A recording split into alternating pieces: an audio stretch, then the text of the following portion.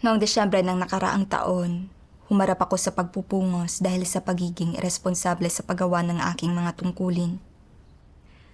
Pagkatapos magnilay, napagtanto ko na noong panahong iyon, ang pagganap ko sa mga tungkulin ko ay iresponsable nga.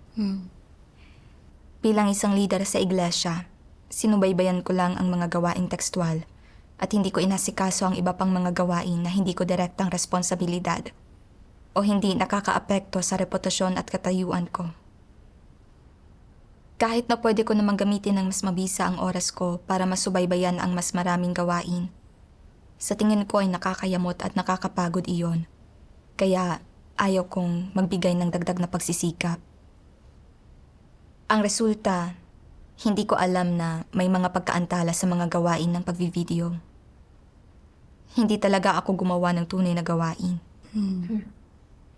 Nang makita kong hindi ako tinanggal sa sambahayan ng Diyos at binigyan ako ng pagkakataon para ituloy ang paggawa ng aking mga tungkulin, naisip ko, dapat tunay akong magsisi at bumawi sa pagkakautang ko. Tama yan. Pagkatapos niyon, sa araw ay sinusubaybayan ko ang pagvivideo ng mga patotoong batay sa karanasan at sa gabi naman ay sinusuri ko ang mga dokumento. Puno ang schedule ko araw-araw. Kahit mas kaunti ang panahon ko para sa paglilibang, masaya ang pakiramdam ko bawat araw. Kalaunan, nagpupuyat ako gabi-gabi hanggang alas 2 o alas 3 ng madaling araw at gumigising ng mga alas 7 ng umaga. Kaya ba ng katawan mo ang ganitong araw-araw na pagkapursa? Noong panahong iyon, hindi ako napapagod. Akala ko, kapag nagpupuyat ako, mas marami akong matatapos na gawain na mas mainam kaysa sa pagpapakasasa sa kaalwanan gaya ng dati. Kalaunan, napansin ng mga kapatid na nasa paligid ko ang madalas kong pagpupuyat at ang maputlang kutis ko, at pinaalalahanan nila ako na magpahinga ng mas maaga. May isa pang kapatid na nagtanong sa akin, "Nagpupuyat ka hanggang malalim na ang gabi at bihira kang magpahinga sa tanghali. Makakaya mo bang gawin iyan araw-araw?" Mismo. Naisip ko, nakita pala ng mga kapatid ko ang paghihirap ko. Kung gayon, sulit na tiisin ang paghihirap na ito. Kahit papaano ay nakikita ng lahat ang saloobin ko ng pagsisisi at na ako ay isang taong kayang magtiis ng paghihirap sa pagganap ng tungkulin. Hindi isang taong naghahanap ng kaalwanan. Noong panahong iyon, kapag nakikita ko ang ilang kapatid na natutulog na ng alas 11, minamaliit ko sila sa puso ko. Iniisip ko, masyadong komportable ang ganito. Hindi kayo nasasabik o nagmamadaling gawin ang mga tungkulin ninyo at wala kayong konsiderasyon sa mga layunin ng Diyos. Para ipakita sa kanila na iba ang saloobin ko sa paggawa ng mga tungkulin, nagpatuloy ako sa pagpupuyat at pagising ng maaga. Pero habang nagpapatuloy ang pagpupuyat, nagsimulang magpakita ng masasamang reaksyon ang katawan ko. Kapag mga alas 11 o alas 12 na ng gabi, nagsisimulang kumabog ang puso ko. Masyadong nakakasira ng kalusugan ng pagpupuyat. Kailangan mong ayusin ang schedule mo ng pagtulog. Tama ka. Alam kong nakakasama sa katawan ang pagpupuyat. At maraming beses na nagbahagi ang Diyos tungkol sa pagpapanatili ng normal na schedule ng pagtulog. Pero naisip ko, ano kaya kung matulog ako ng maaga? Ano ang iisipin ng mga kapatid tungkol sa akin? Sasabihin ba nila, nang dumating ang oras para maharap ka sa pagpupungos, na kaya mong magtiis ng kaunting paghihirap at magbayad ng kaunting halaga? Pero sa paglipas ng panahon, nabunyag ang tunay mong kulay at walang nagbago. Ayaw kong magkaroon ng ganoong impresyon sa akin ang mga kapatid. Para mapanatili ang imahe ng isang may pasanin, kahit pa sobrang pagod na ako sa gabi, nagtiis ako at nagtiyaga. Sa tanghali, hindi ako nangahas na umidlip ng mahaba dahil natatakot ako na sasabihin ng mga kapatid na nagpapakasasa ako sa laman. Minsan, kapag hindi ako umidlip sa tanghali at pagod talaga ako, umiinom ako ng isang tasa ng kape para manatiling alerto. Nagbago ang mga intensyon at motibo mo sa pagganap sa tungkulin. Lagi mong iniisip kung ano ang magiging tingin sa iyo ng iba. Ganoon nga. Minsan kapag nagpupuyat ako sa pagtatrabaho at nakita kong nasa opisina pa ang ibang mga kapatid, sinasadya kong gumawa ng ilang ingay para malaman nilang nagpupuyat din ako sa pagtatrabaho. Para sa ilang kapatid na nasa mga lugar na may ibang oras, kapag pinapadalhan nila ako ng mensahe, kahit nakahiga na ako, sinasagot ko sila. Kapag sinasabi nilang, gabing-gabi na at hindi ka pa rin natutulog, magpahinga ka na. Natutuwa ako sa loob ko. Iniisip na nakikita ng mga kapatid ang pagsusumikap ko.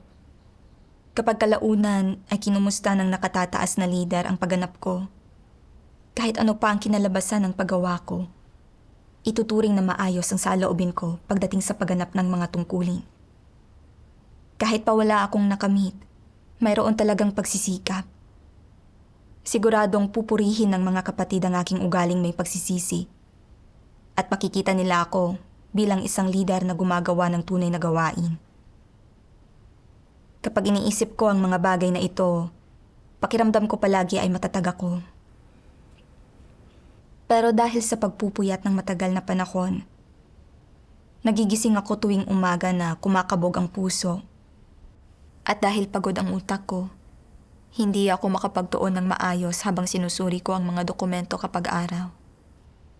Mababa ang kahusayan ko sa gawain kapag araw. Kaya kailangan kong magpuyat para mas maraming matapos. Nagpaikot-ikot lang iyon. Tama. Dahil gabing-gabi na ako natutulog, sa oras na matapos akong mag-almusal sa sumunod na umaga, halos 8:00 na. Gusto kong gumawa ng espiritual na debosyon, pero pakiramdam ko ay wala ng sapat na oras.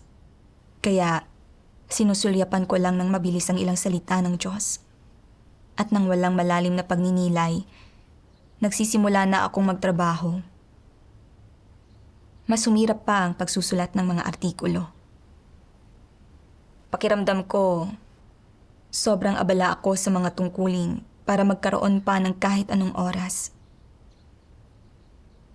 Kalaunan, nagsimulang pa isa-isang lumitaw ang mga problema sa mga tungkulin ko.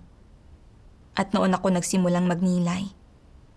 Intensyon kong gawin ang mga tungkulin ko ng maayos. Kaya bakit parami ng parami ang mga problema? Bakit nababawasan ang pagiging mabisa ng mga tungkulin ko? Napagtanto ko na kung itutuloy ko ang pagpapaikot-ikot na ito, hindi lang ako masasaid sa pisikal. Mawawalan din ng resulta ang paggawa ko. Tama yan. Kailangang baligtarin ko ng mabilis ang sitwasyong ito. Oo nga. Pagkatapos, napag-isipan ko, alam ko namang masama sa kalusugan ko ang pagpupuyat at na pinapababa nito ang kahusayan sa mga tungkulin ko. Kaya bakit inuulit-ulit kong gawin ito? Napagtanto ko na noong panahong ito, gumagawa ako ng mga bagay para magkaroon ng isang partikular na imahe sa harap ng ibang tao. Pagkatapos ay naisip ko kung paano hinimay ng Diyos ang mga antikristo dahil sa ganoon ding pag-uugali. Kaya hinanap ko ang mga salita ng Diyos tungkol sa paksang ito para basahin.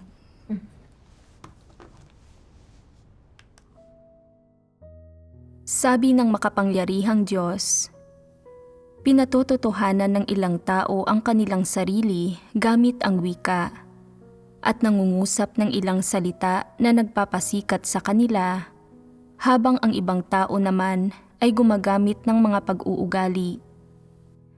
Ano ang mga pagpapamalas ng isang tao na gumagamit ng mga pag-uugali para patotohanan ang kanyang sarili? Sa panlabas, nakikibahagi siya sa ilang pag-uugaling naaayon sa mga kuro-kuro ng mga tao na tumatawag sa pansin ng mga tao at na nakikita ng mga tao bilang sadyang marangal at medyo naaayon sa mga moral na pamantayan. Ang mga pag-uugaling ito ang nagpapaisip sa mga tao na marangal sila, na mayroon silang integridad, na talagang mahal nila ang Diyos, na napakamakadiyos nila, at talagang nagtataglay ng may takot sa Diyos na puso, at na sila ay mga tao na naghahangad sa katotohanan. Madalas silang nagpapakita ng ilang mabubuting pag-uugali sa panlabas para ilihis ang mga tao. Hindi ba't nangangamoy din ito ng pagtataas at pagpapatotoo sa sarili? Kadalasan, itinataas at pinatototohanan ng mga tao ang kanilang sarili gamit ang mga salita, gumagamit ng malinaw na pananalita para ipahayag kung paano sila naiiba mula sa mga masa at kung paanong may mas matatalinong opinyon sila kaysa sa iba, upang gawing mataas ang tingin ng mga tao sa kanila at tingalain sila.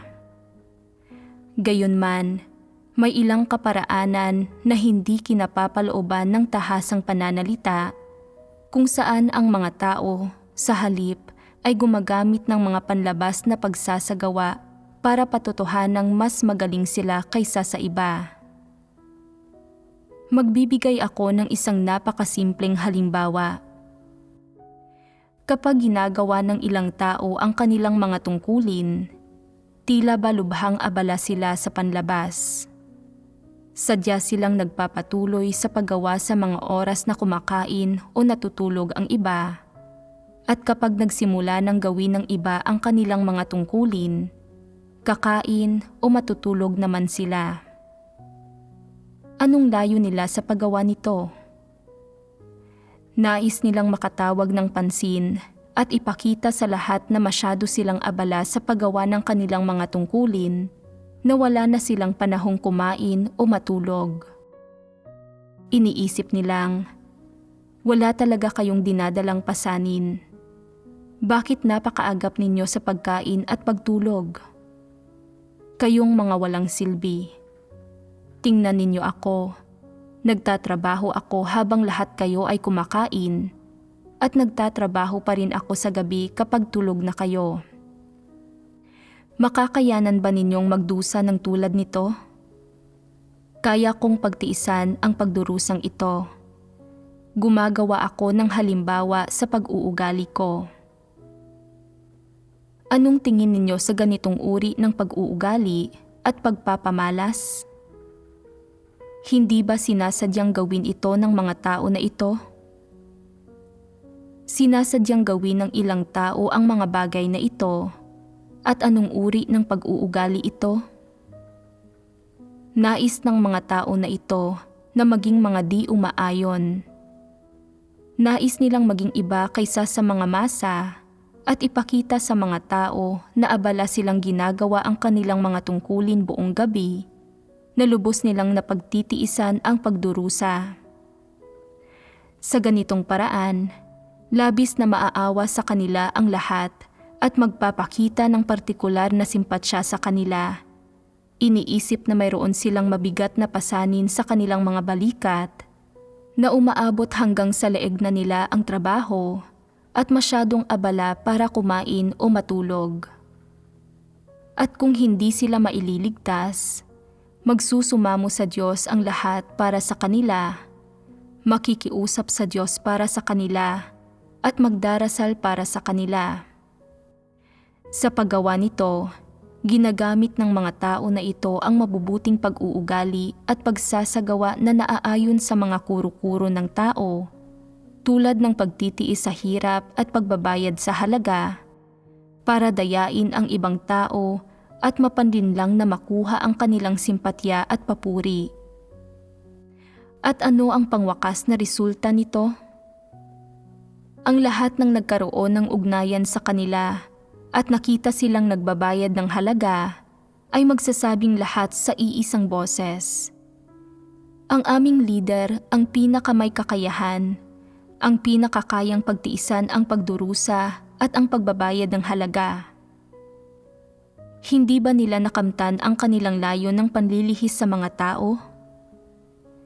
Pagkatapos, isang araw, sabi ng sambahayan ng Diyos, hindi gumagawa ng aktwal na gawain ang leader ninyo. Ginagawa niyang abala ang kanyang sarili at gumagawa ng walang layon. Kumikilos siya ng walang ingat at siya ay di makatwiran at mapagdikta. Nagulo niya ang gawain ng iglesia. Hindi niya nagawa ang anuman sa mga gawaing dapat niyang gawin. Hindi niya nagampanan ang gawain ng ebanghelyo o ang gawain ng produksyon ng pelikula at nasa kaguluhan din ang buhay iglesia. Hindi nauunawaan ng mga kapatid ang katotohanan. Wala silang buhay pagpasok at hindi sila makasulat ng mga artikulo ng patotoo. Ang pinakakaawa-awang bagay ay na hindi man lang nila makilatis ang mga huwad na lider at antikristo. Masyadong walang kakayahan ang ganitong uri ng lider. Isa siyang huwad na lider na dapat tanggalin. Sa ilalim ng mga sitwasyong ito, magiging madali ba na tanggalin siya? Maaaring mahirap gawin ito. Yamang sinasang-ayunan at sinusuportahan siya ng lahat ng mga kapatid. Kung may sino mang susubukang tanggalin ang lider na ito, magpoprotesta ang mga kapatid at makikiusap sa itaas para mapanatili siya. Bakit magkakaroon ng gayong kalalabasan? Dahil gumagamit ng mabubuting pag-uugali sa panlabas ang huwad na lider at antikristong ito, gaya ng pagtitiis sa hirap at pagbabayad sa halaga, pati na rin ang magagandang salita para maantig, mabili at mailihis ang mga tao. Sa sandaling nagamit na niya ang mga huwad na kaanyuang ito para ilihis ang mga tao, magsasalita ang lahat para sa kanya at hindi magagawang iwan siya. Malinaw na alam nilang hindi masyadong nakagawa ng aktwal na gawain ang lider na ito at na hindi niya nagabayan ang mga taong hinirang ng Diyos na maunawaan ang katotohanan at makamit ang buhay pagpasok. Ngunit sinusuportahan pa rin siya ng mga tao na ito. Sinasang-ayunan siya at sumusunod sa kanya. Ni wala man lang pakialam kung ang ibig sabihin nito ay hindi nila makakamit ang katotohanan at buhay. Amen. Nakita ko na ang inilalantad ng Diyos ay ang pag-uugali ko. Mula noong pungusan ako ng nakatataas na lider dahil sa pagganap ko sa mga tungkulin ko ng walang pasanin at hindi paggawa ng tunay na gawain, palihim akong nagpasya na magsisi at magbago. Noong una, nagkaroon ako ng positibong pagsasagawa. Layon kong makabawi sa pagkakautang ko sa pamamagitan ng praktikal na kilos. Pero unti-unti, nagsimulang magbago ang kalikasan ng aking pag-uugali. Kapag nagpupuyat ako at nakakatanggap ng atensyon at pag-aaruga mula sa mga kapatid, gusto kong patunayan sa lahat sa pamamagitan ng tunay kong pag-uugali na nagsisi na ako sa panahong ito at handa akong magbayad ng halaga para sa mga tungkulin ko. Kung isang araw, tatanungin ng nakatataas na lider ang lahat kung ano ang tingin nila sa akin, siguradong positibo ang sasabihin ng mga kapatid tungkol sa akin. Patunay na hindi ako tamad o irresponsableng lider. Kaya walang sawang nagtiis ako ng paghihirap at nagpuyat. Ginamit iyon bilang pagpapakita ng tapat kong pagganap sa mga tungkulin.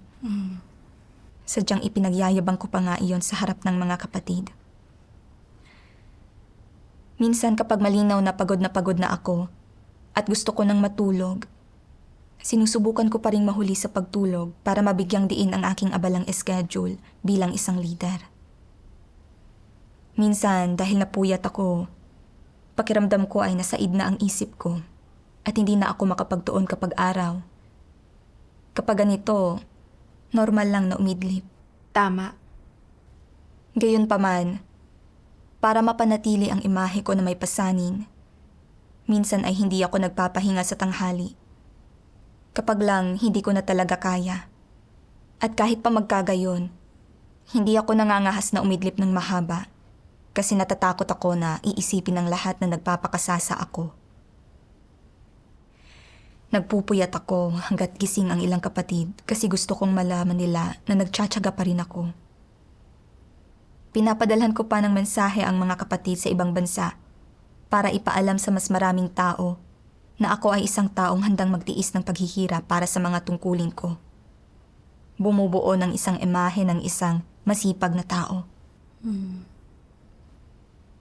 Nang makita kong inilantad ng Diyos ang ilang taong gumagamit ng wika, nagsasabi ng mayayabang na salita para magpatotoo tungkol sa sarili nila at magtamo ng mataas na pagtingin.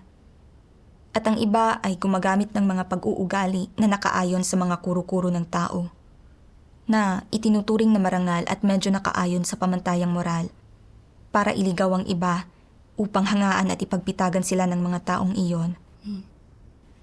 Napagtanto ko na sa pamamagitan ng pagpupuyat at paghihirap, sinusubukan kong magtayo ng isang magandang imahe ng sarili ko. Gusto kong magkamit ng pabor mula sa lahat at ginagamit ko ang magandang pag-uugaling ito ng pagtitiis ng paghihirap at pagbabayad ng halaga para ipagyabang ang sarili ko at iligaw ang iba na isang pagpapamalas ng mga antikristo. Tama. Naisip ko ang pagpapaimbabaw ng mga pariseyo na sinasadyang magdasal sa mga sinagoga at mga kanto ng kalsada at malulungkot ang mukha kapag nag-aayuno. Ganyan nga. Pinalawak din nila ang kanilang mga lalagyan ng mga relihiyosong kasulatan at nagpakitang nagbibigay sila ng limos. Lahat para itanghal at patotohanan ang mga sarili nila sa pamamagitan ng mga panlabas na kilos na ito ng mabuting pag-uugali. Mismo, ang lahat ng ginawa ng mga pariseyo ay para iligaw at siluin ang mga tao. Para patunayan ang sarili nila at ipagpitagan sila ng mga tao. Tinahak ng mga pariseyo ang landas ng paglaban sa Diyos. Sa halip na magtuon sa mga katotohanang prinsipyo sa paggawa ng aking mga tungkulin, tumatahak ako sa maling landas. Minamanipula ang panlabas na anyo para iligaw ang ibang tao at magkamit ng paghanga nila. Ubod ng sama talaga. Nagnilay pa ako. Ano-anong aspekto ng tiwaling disposisyon ang natatago sa likod ng aking paghihirap na magpuyat. Nabasa ko ang isang sipi ng mga salita ng Diyos. Sabi ng makapangyarihang Diyos, ang mga antikristo ay tutol sa katotohanan. Hindi talaga nila tinatanggap ang katotohanan na malinaw na nagpapakita ng isang katunayan. Hindi kailanman kumikilos ang mga antikristo ayon sa mga katotohanang prinsipyo. Hindi nila kailanman isinasagawa ang katotohanan na siyang pinakalantarang pagpapamalas ng isang antikristo. Bukod sa reputasyon at katayuan, at sa pagiging pinagpala at ginagantimpalaan, isa pang bagay na hinahangad nila ay ang magtamasa ng mga kaginhawahan ng katawan at ng mga pakinabang ng katayuan. At dahil dito, natural na nagsasanhi sila ng mga pagkagambala at kaguluhan. Ipinapakita ng mga katunayang ito na ang kanilang hinahangad at ang pag-uugali at pagpapamalas nila ay hindi minamahal ng Diyos. At ang mga ito ay tiyak na hindi ang mga kilos at pag-uugali ng mga taong naghahangad sa katotohanan. Halimbawa, ang ilang antikristo na katulad ni Pablo ay may determinasyong magdusa kapag ginagawa nila ang kanilang tungkulin. Kaya nilang magpuyat buong gabi at hindi kumain kapag ginagawa ang kanilang gawain. Kaya nilang supilin ang sarili nilang katawan. Kaya nilang malampasan ang anumang sakit at paghihirap. At ano ang layo nila sa paggawa ng lahat ng ito? Ang ipakita sa lahat na kaya nilang isantabi ang kanilang sarili, na magpakasakit pagdating sa atas ng Diyos. Na para sa kanila, ang mayroon lamang ay tungkulin. Ipinapakita nila ang lahat ng ito sa harap ng ibang mga tao. Kapag may mga tao sa paligid, hindi sila nagpapahinga kahit kailangan na. Sadya pang ang pinahahaba ang oras nila sa trabaho. gumigising ng maaga at natutulog ng gabing-gabi na. Ngunit kumusta naman ang kahusayan sa trabaho at pagiging epektibo ng kanilang tungkulin kapag nagpapagod ng ganito ang mga antikristo mula umaga hanggang gabi? Ang mga bagay na ito ay hindi saklaw ng kanilang mga pagsasaalang-alang. Sinisikap lamang nilang gawin ang lahat ng ito sa harap ng iba para makita ng ibang mga tao na nagdurusa sila at makita kung paano sila gumugugol para sa Diyos nang hindi iniisip ang kanilang sarili. Tungkol naman sa kung ang tungkuling ginagampanan nila at ang gawaing ginagawa nila ay isinasagawa ayon sa mga katotohanang prinsipyo, hindi nila talaga pinag-iisipan ito. Ang tanging iniisip nila ay kung nakita ba ng lahat ang mabuting ugaling ipinapakita nila, kung batid ba ito ng lahat, kung nag-iwan ba sila ng impresyon sa lahat, at kung maghihikayat ba ang impresyong ito na hangaan at sang-ayunan sila. Kung sasang-ayunan ba sila ng mga taong ito kahit hindi nila alam at pupurihin sila sa pagsasabing, kaya talaga nilang tiisin ang hirap, hindi mapapantayan ng sino man sa atin ang kanilang pagtitiis at pambihirang pagtsatsaga. Ito ay isang taong naghahangad ng katotohanan, na nagagawang magdusa at magtiis ng mabigat na pasanin. Isa siyang haligi sa iglesia. Kapag naririnig ito, nasisiyahan ang mga antikristo. Iniisip nila sa kanilang puso, napakamautak ko na nagkunwari ako ng gayon. Napakatalino ko na ginawa ko ito. Alam ko na panlabas lamang ang titingnan ng lahat at gusto nila ang mabubuting pag-uugaling ito. Alam ko na kung kikilos ako ng ganito, matatamo nito ang pagsang-ayon ng mga tao. Magiging dahilan ito para aprubahan nila ako. Hahangaan nila ako sa kaibuturan ng kanilang puso dahil dito. Magugustuhan nila ako at hindi na ako hahamakin ng sino man kailanman. At kung dumating ang araw na matuklasan ng itaas na hindi ako gumagawa ng tunay na gawain at tanggalin ako, siguradong maraming taong magtatanggol sa akin, iiyak para sa akin, at hihimukin akong manatili at magsasalita alang-alang sa akin. Palihim silang nagagalak sa huwad nilang pag-uugali, at hindi ba nagpapakita rin ang kagalakang ito ng kalikasang diwa ng isang antikristo? At ano ang diwang ito? Kabuktutan. Tama iyan. Ito ang diwa ng kabuktutan.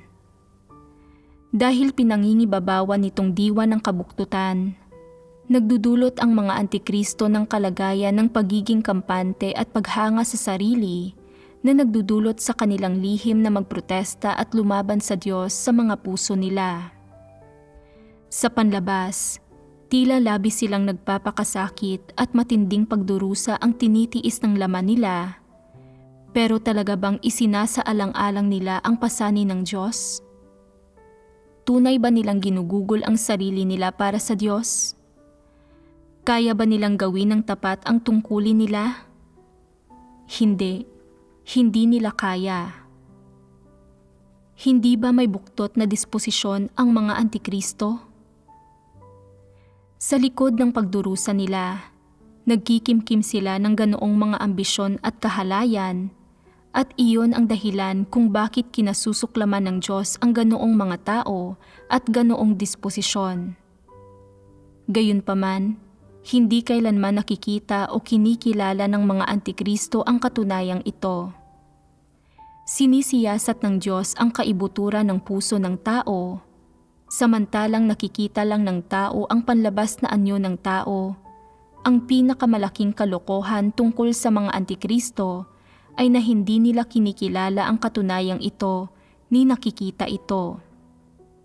Kaya ginagawa nila ang lahat ng kanilang makakaya upang gamitin ang magandang pag-uugali para ipakita ang kanilang sarili at gawing kaakit-akit para isipin ng iba na kaya nilang magdusa at magtiis ng paghihirap, Magtiis ng pagdurusa na hindi kaya ng mga karaniwang tao.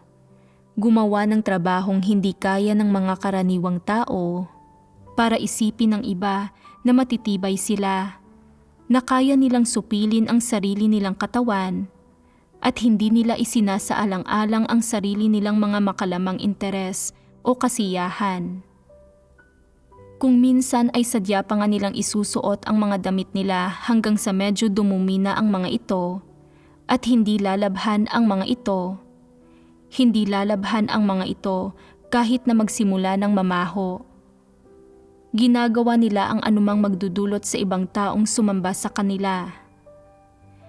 Habang mas madalas nilang kaharap ang iba, lalo nilang ginagawa ang lahat para magpapansin ng makita ng iba na naiiba sila sa mga karaniwang tao, na ang pagnanais nilang gugulin ang sarili nila para sa Diyos ay mas malaki kaysa sa mga karaniwang tao, na ang determinasyon nilang magdusa ay mas matindi kaysa sa mga karaniwang tao, at na ang tibay nila sa pagtitiis ng pagdurusa ay mas matindi kaysa sa mga karaniwang tao.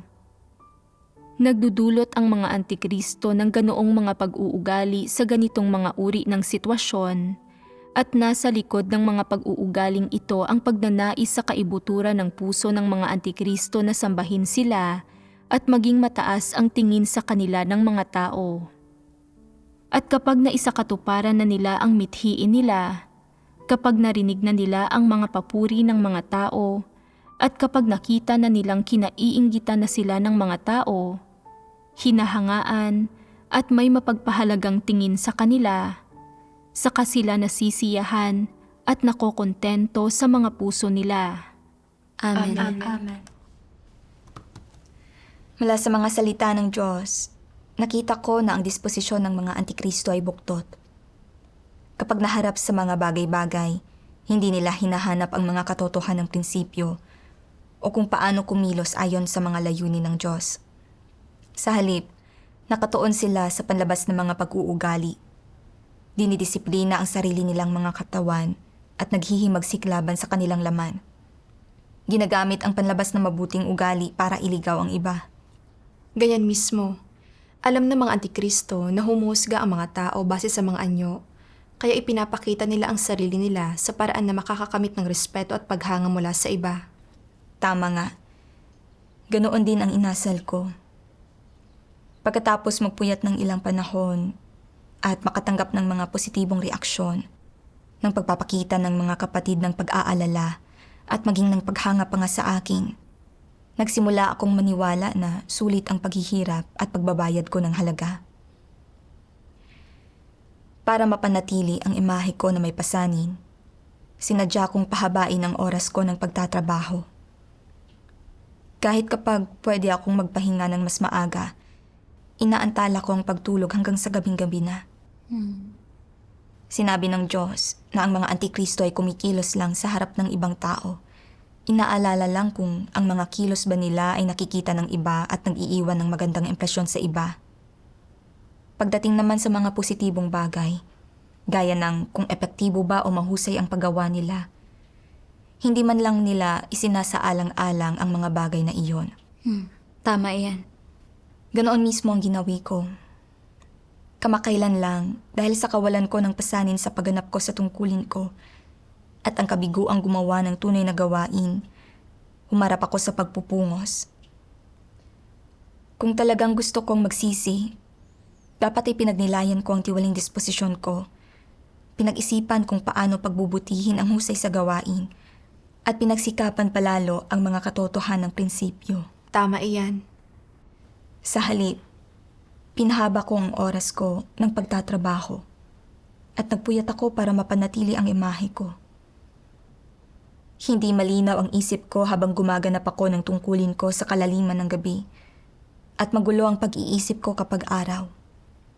At mahina ang konsentrasyon.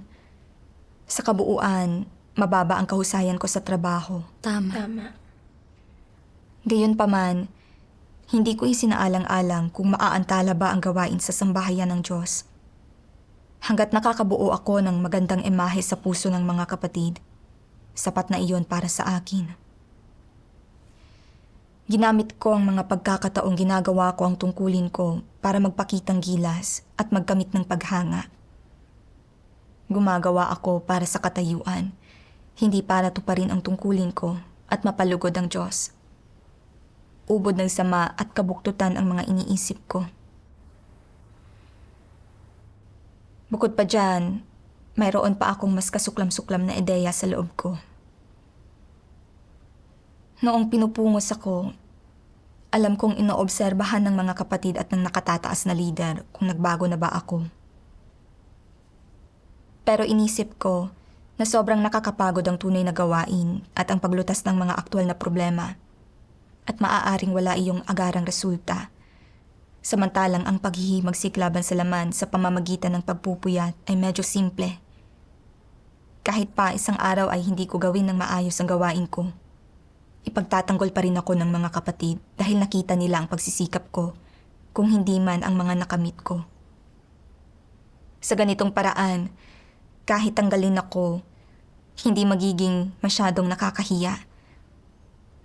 Kahit papaano, makikita ng lahat na kaya kong magtiis ng paghihirap at handa akong gumawa ng mabuting trabaho. Habang pinagninilayan ang mga kaisipan at layuning ito, nasuklam ako sa sarili ko. Naantala na ang mga gawain dahil sa dati kong kawalan ng aktwal na gawain. At dapat pinalitan na ako. Binigyan ako ng sambahayan ng Diyos ng pagkakataon para patuloy na magsagawa. Pero hindi ako nagsisi at nagbago.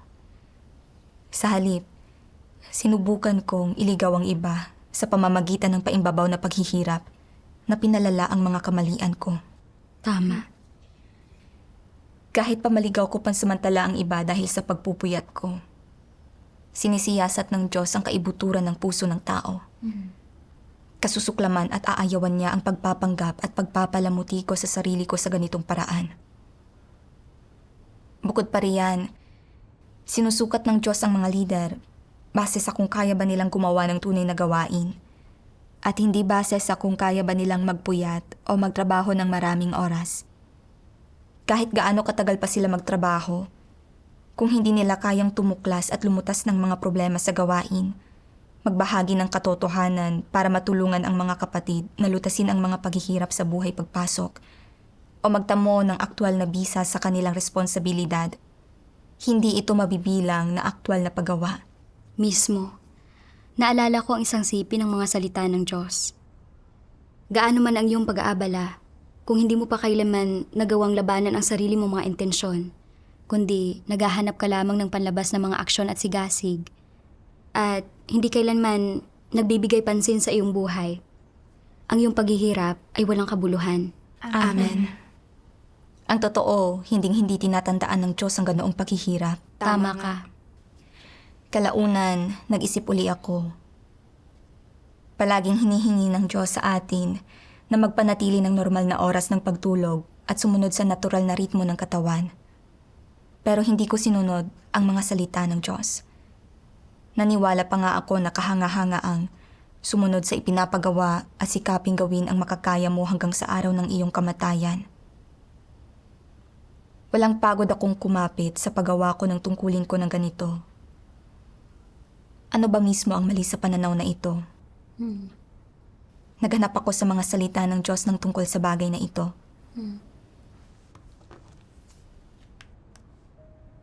Sabi ng makapangyarihang Diyos, binigyan ka ng Diyos ng malayang pagpapasya, ng talino ng normal na pagkatao, at ng konsensya at diwa na dapat taglayin ng isang tao. Kung gagamitin mo ng maayos at tama ang mga bagay na ito, susundin ang mga batas para sa kaligtasan ng pisikal na katawan, pangangalagaan ng tama ang iyong kalusugan, matatag na gagawin kung ano ang hinihiling sa iyo ng Diyos, at kakamtin kung ano ang hinihingi sa iyo ng Diyos na makamit, kung gayon ay sapat na iyon at napakasimple rin ito. Hiniling ba ng Diyos sa iyo na sumunod sa ipinapagawa at magsikap na gawin ang iyong makakaya hanggang sa araw ng iyong kamatayan? Hiniling ba niya sa iyo na pahirapan ang sarili mo? Hindi hinihingi ng Diyos ang gayong mga bagay. Hindi dapat pahirapan ng mga tao ang sarili nila, ngunit dapat silang magkaroon ng kaunting sentido komon at maayos na tugunan ang iba't ibang pangangailangan ng katawan. Uminom ng tubig kapag nauuhaw ka. Dagdagan ang pagkain mo kapag ikaw ay nagugutom. Magpahinga kapag napapagod. Mag-ehersisyo pagkatapos maupo ng napakahabang oras. Pumunta sa doktor kapag may sakit ka. Sundin ang pagkain ng 3 beses sa isang araw at papanatilihin ang buhay ng normal na pagkatao. Siyempre, dapat mo ring ipagpatuloy ang iyong mga normal na tungkulin. Kung naglalaman ang iyong mga tungkulin ng ilang espesyal na kaalaman na hindi mo naiintindihan, dapat mong aralin at isagawa ito. Ito ang normal na buhay.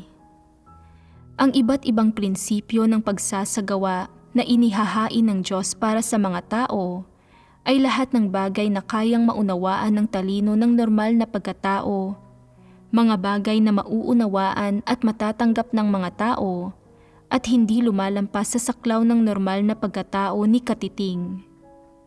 Lahat ito ay nasa saklaw ng kayang makamit ng mga tao at sa anumang paraan ay hindi lumalampas sa mga hangganan ng kung ano ang nararapat. Hindi hinihingi ng Diyos na maging superhuman o tanyag ang mga tao, samantalang ang mga kasabihan tungkol sa wastong asal ay nagtutulak sa mga tao na maghangad na maging superhuman o tanyag na mga tao. Hindi lamang nila dapat tanggapin ang dakilang layon ng kanilang bansa at bayan, kundi kinakailangan din nilang sumunod sa ipinapagawa at magsikap na gawin ang kanilang makakaya hanggang sa araw ng kanilang kamatayan. Inoobliga sila nitong isuko ang kanilang buhay, naganap na salungat sa mga hinihingi ng Diyos. Ano ang saloobin ng Diyos tungkol sa buhay ng mga tao? Pinananatiling ligtas ng Diyos ang mga tao sa bawat sitwasyon at binabantayan sila mula sa pagkakahulog sa tukso at iba pang mapanganib na mga suliranin at pinoprotektahan ang kanilang buhay. Ano ang pakay ng Diyos sa paggawa nito? Ito ay upang makapamuhay ng magandang buhay ang mga tao. Ano ang layo ng panghihikayat sa mga tao na mamuhay ng magandang buhay? Hindi kanya pinipilit na maging superhuman, ni pinapanatili sa puso mo ang lahat ng bagay na nasa ilalim ng langit, ni alalahanin ang bansa at ang mga mamamayan, at lalo na ang pumalit sa kanya sa pamumuno sa lahat ng bagay, pangangasiwa sa lahat ng bagay, at pamumuno sa sangkatauhan. Sa halip, hinihingi niya sa iyo na gampanan ang tamang posisyon ng isang nilikha, natuparin ang mga tungkulin ng isang nilikha, nagampanan ang mga tungkulin na dapat gampanan ng mga tao, at gawin kung ano ang dapat gawin ng mga tao. Maraming bagay ang dapat mong gawin, at hindi kasama sa mga ito ang pamamahala sa kapalaran ng sangkatauhan, ang pagpapanatili sa puso mo sa lahat ng bagay na nasa ilalim ng langit, o paghawak sa sangkatauhan, sa iyong katutubong lupain, sa iglesia, sa kalooban ng Diyos, o sa kanyang dakilang gawain ng pagliligtas sa sangkatauhan sa puso mo. Ang mga bagay na ito ay hindi kasama. Kaya, ano ang dapat kasama sa mga bagay na dapat mong gawin? Kasama rito ang atas na ipinagkakatiwala ng Diyos sa iyo, ang mga tungkuling ibinibigay sa iyo ng Diyos, at bawat hinihingi na ibinibigay sa iyo ng sambahayan ng Diyos sa bawat panahon. Hindi ba't simple lang ito? Hindi ba't madaling gawin ito? Napakasimple nito at madaling gawin. Ngunit palaging mali ang pagkaunawa ng mga tao sa Diyos at iniisip na hindi sila sineseryoso ng Diyos. May mga nag-iisip na ang mga taong sumasampalataya sa Diyos ay hindi dapat ituring ang kanilang sarili bilang napaka-importante. Hindi sila dapat maging abala sa kanilang pisikal na katawan at dapat silang magdusa ng higit pa at huwag matulog ng masyadong maaga sa gabi dahil baka malungkot ang Diyos kung matutulog sila ng napakaaga. Dapat silang bumangon ng maaga at matulog ng 10 oras ng gabi at magpakapagod buong gabi sa pagganap ng kanilang tungkulin. Kahit na wala silang mga resulta, dapat pa rin silang magpuyat hanggang 2:00 o 3:00 ng umaga. Bilang resulta, ang gayong mga tao ay labis na nagtatrabaho hanggang sa mapagod sila ng husto na maging ang paglalakad nila ay nangangailangan ng matinding pagsisikap. Gayunpaman, sinasabi nila na ang pagganap ng kanilang mga tungkulin ang siyang dahilan ng kanilang pagkapagod. Hindi ba't dulot ito ng kahangalan at kamangmangan ng mga tao? May iba na nag-iisip na hindi masaya ang Diyos kapag nagsusuot tayo ng mga damit na medyo espesyal at maganda. At hindi rin siya masaya na kumakain tayo ng karne at masasarap na pagkain araw-araw. Sa sambahayan ng Diyos, maaari lamang tayong sumunod sa ipinapagawa at sikaping gawin ang ating makakaya hanggang sa araw ng ating kamatayan. At pakiramdam nila na bilang mga mananampalataya ng Diyos, dapat nilang gampanan ang kanilang tungkulin hanggang kamatayan. Kung hindi, ay hindi sila patatawarin ng Diyos. Ganoon ba talaga iyon? Hinihingi ng Diyos sa mga tao na gampanan ang kanilang tungkulin ng may pananagutan at katapatan, ngunit hindi niya sila inoobliga na pahirapan ang kanilang katawan at lalong hindi niya hinihiling sa kanila na maging pabasta-basta o magpalipas oras. Nakikita ko na ang ilang lider at manggagawa ay nagsasaayos na gampanan ng mga tao ang kanilang mga tungkulin sa ganitong paraan, hindi humihingi ng kahusayan kundi inaaksaya lamang ang oras at lakas ng mga tao. Ang totoo ay sinasayang nila ang buhay ng mga tao. Sa huli, sa katagalan, nagkakasakit ang ilang tao at nananakit ang kanilang likod at sumasakit ang kanilang mga tuhod at nahihilo sila sa tuwing tumitingin sila sa screen ng computer. Paanong nangyari ito? Sino ang nagsanhi nito? Sila mismo ang nagsanhi nito. Hinihingi ng sambahayan ng Diyos na magpahinga ang lahat ng hindi lalagpas sa 10:00 ng gabi. Ngunit ang ilang tao ay hindi natutulog hanggang 11:00 o 12:00 ng gabi na nakaaapekto sa pahinga ng ibang tao. Pinupuna pa nga ng ilan ang mga taong normal na nagpapahinga dahil sa pagnanasa ng mga ito ng kaginhawahan sa buhay. Mali ito. Paano ka mahusay na makakapagtrabaho kung hindi nakapahinga ng maayos ang katawan mo? Ano ang sinasabi ng Diyos tungkol dito? Paano ito kinokontrol ng sambahayan ng Diyos? Ang lahat ay dapat gawin ayon sa mga salita ng Diyos at sa mga itinatakda ng sambahayan ng Diyos, at ito lamang ang tama. Ang ilang tao ay may mga kakatuwang pagkaunawa, palaging gumagawa ng matitinding bagay, at pinipigilan pa nga ang iba. Hindi ito alinsunod sa mga katotohanang prinsipyo. Ang ilang tao ay talagang mga kakatuwang hangal na walang anumang pagkakilala, at iniisip nila na upang magampanan ang kanilang mga tungkulin, dapat silang magpuyat kahit na hindi sila abala sa trabaho. Hindi tinutulutan ang kanilang sarili na matulog kapag pagod na sila. Hindi pinapayagan ang kanilang sarili na sabihin sa sinuman kung may sakit sila. At ang mas malala pa, hindi pinapayagan ang kanilang sarili na magpatingin sa doktor, na itinuturing nilang pag-aaksaya ng oras na nagpapaantala sa pagganap ng kanilang tungkulin. Tama ba ang pananaw na ito? Bakit nakakaisip pa rin ang mga mananampalataya ng gayong mga kakatuwang pananaw pagkatapos makarinig ng napakaraming sermon? Paano kinokontrol ang mga kaayusan ng gawain sa sambahayan ng Diyos? Dapat kang magpahinga sa tamang oras pagsapit ng 10:00 ng gabi at bumangon ng 6:00 ng umaga, at dapat mong tiyakin na nakakatulog ka ng 8 oras. Dagdag pa rito, paulit-ulit pang ang binibigyang diin na dapat mong alagaan ang iyong kalusugan sa pamamagitan ng pag-eehersisyo pagkatapos ng trabaho at kumain ng masustansya at sundin ang isang routine na mainam sa kalusugan upang maiwasan ang mga isyu sa kalusugan habang ginagampanan ang iyong tungkulin. Pero hindi lang talaga ito maintindihan ng ilang tao.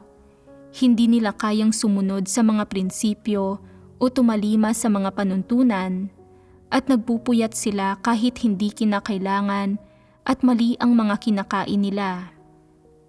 Sa sandaling magkasakit sila, hindi nila nagagampanan ang kanilang tungkulin at sa oras na iyon ay wala ng saysay ang magsisi pa. Amen. Amen. Mula sa mga salita ng Diyos, nakita ko na napaka-praktikal ng mga hinihingi ng Diyos sa mga tao. Kapag nagugutom, kumain. Kapag napapagod, magpahinga. Kapag may sakit, magpatingin sa doktor.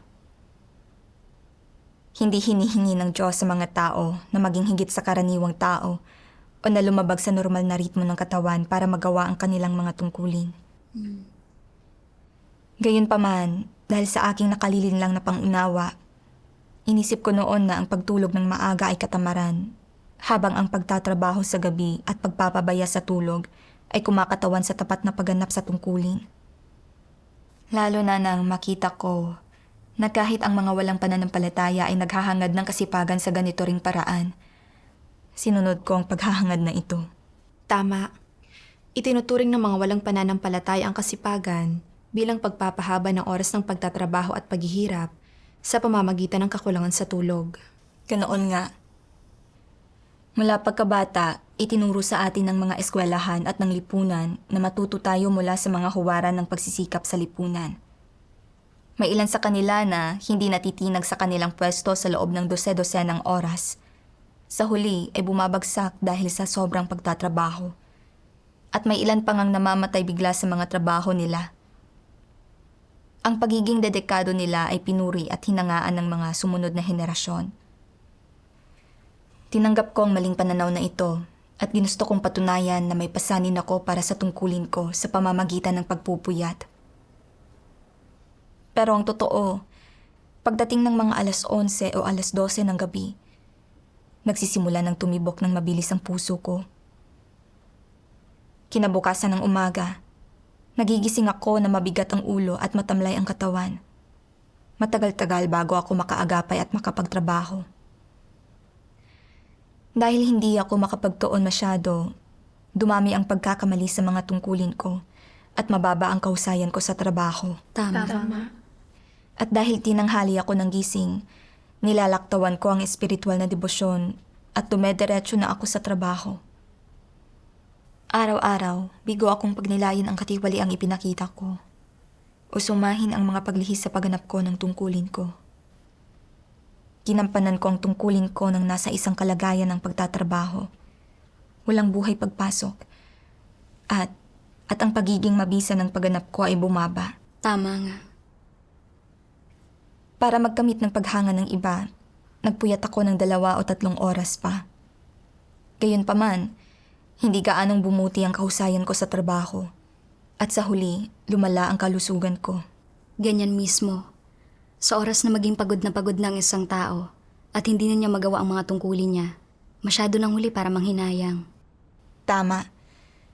Napagtanto ko na ang pagpupuyat para patunayan ang tapat na pagganap ko sa tungkulin ang pinakahangal at maling paraan. Tama. Napagtanto ko rin na ang mga kaisipang itinanim ni Satanas sa mga tao gaya ng sumunod sa ipinapagawa at sikaping gawin ang makakaya mo hanggang sa araw ng iyong kamatayan. Ang mga silkworm ng tagsibol ay naghahabi hanggang sa mamatay ang mga ito. At ang mga kandila ay nauubos hanggang matuyo ang mga luha ng mga ito, ay lahat nakakapinsala sa mga tao at nakakasira sa mga buhay nila. Ang Diyos lang ang nagmamahal at nagpapahalaga sa buhay ng tao. Nagtatakda ng normal na mga oras para sa pagtatrabaho at pagpapahinga. At hinahayaang mabuhay at magtrabaho ang mga tao ayon sa mga normal na tuntunin. Mayroon ditong pag-ibig ng Diyos. Tama yan. Hinihingi ng Diyos na tuparin ng mga tao ng tapat ang tungkulin ng isang nilikha.